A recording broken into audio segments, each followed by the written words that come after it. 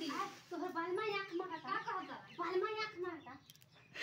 ये दीदी तोहर बालमा आंख मारता कौन मारता एगो लड़की के पटावत हाथ चलो चलो बताई चलो चलो चलो बताई चलो चलो बताई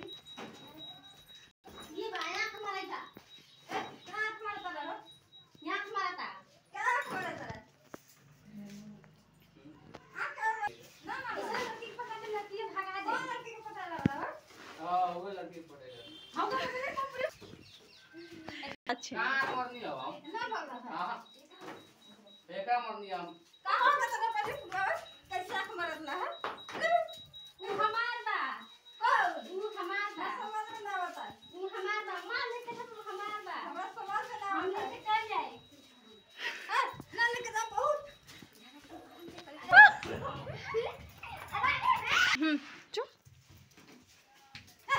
ओए तू काय बीच में झाक भाई रे ये कौन सा हमर ना ना कोनो नहीं के हट हां तू छोड़ छोड़ तू ये वाला झाक वाली